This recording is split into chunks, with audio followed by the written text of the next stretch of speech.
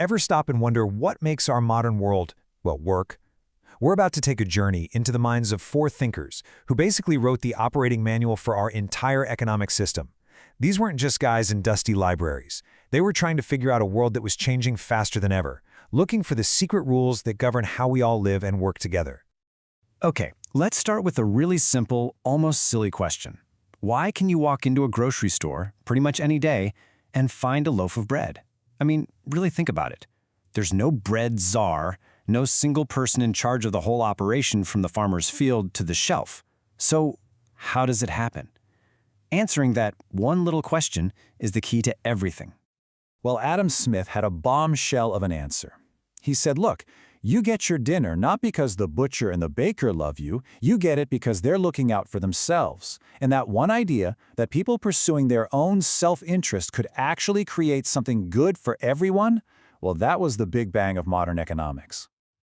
So, let's start with the man himself, Adam Smith.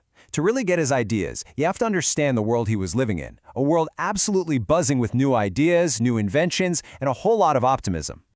You see, Smith wasn't just dreaming this stuff up. He was living in the wake of the scientific revolution. He saw what Isaac Newton did for physics, finding these beautiful, unbreakable laws that govern the stars. And he thought, what if the economy works the same way?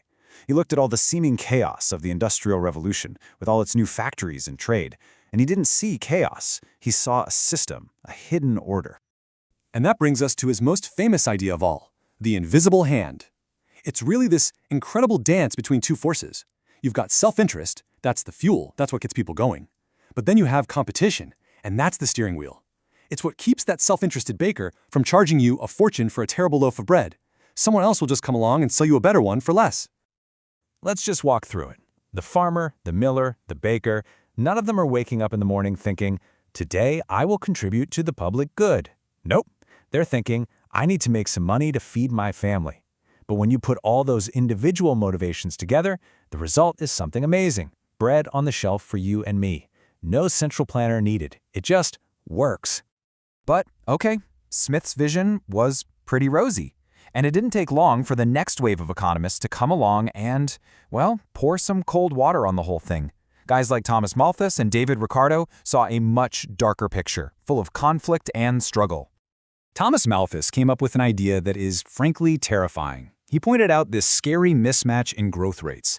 Population, he said, when it's left to its own devices, it just explodes. It doubles, then doubles again. But our ability to grow food, that just plods along, one step at a time.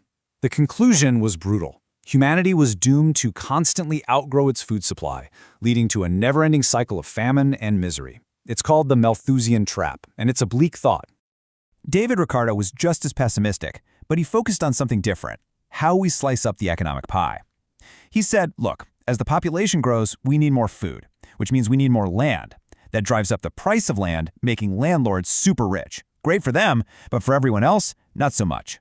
Workers' wages get stuck at just enough to survive, and the capitalists, the people actually building factories and creating growth, their profits get totally squeezed.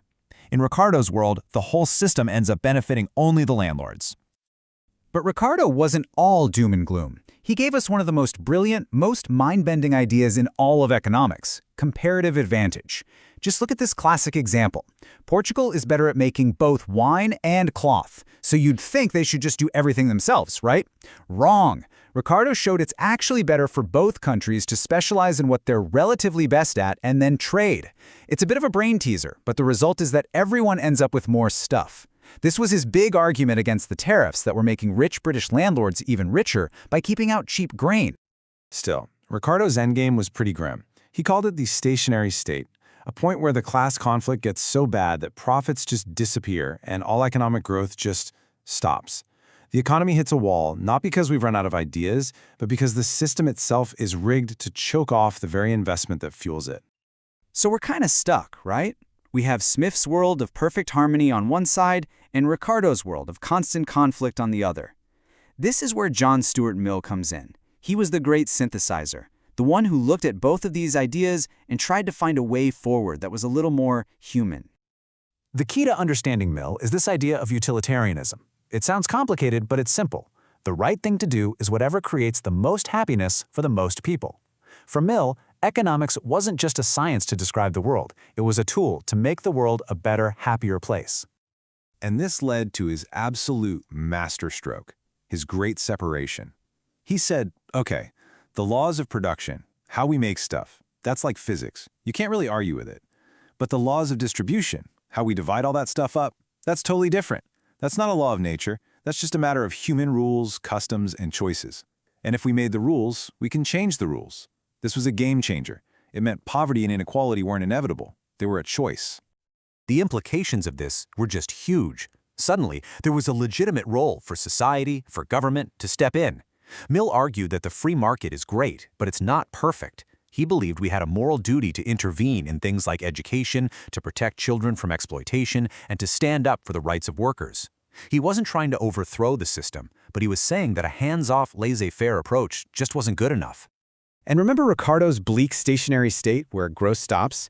Mill took that same idea and flipped it on its head. He said, you know what, maybe a world that isn't obsessed with constant growth is actually a good thing. Maybe that's our chance to stop this endless scramble for more money and start focusing on things that really matter, like art, community, and a fair way to live.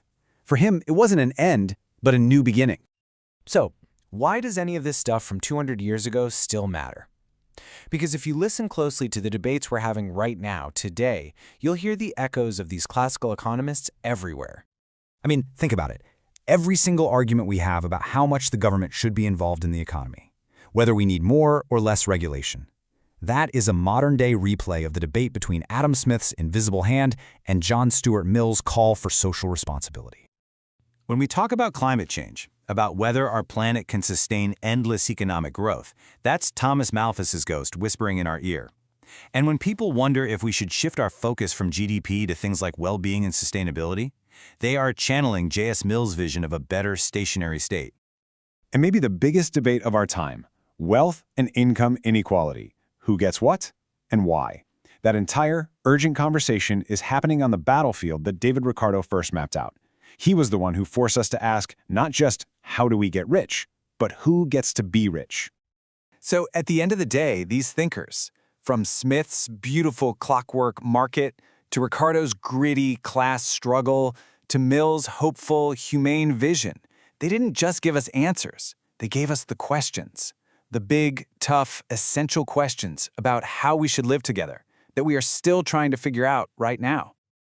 And that kind of leaves us with one last big question. These guys were looking for the natural laws of economics, something as real and unchanging as gravity. But after 2 centuries, are we any closer? Or have we learned what Mill was trying to tell us all along? That the economy isn't a machine with fixed laws, but a human story that we are all writing together.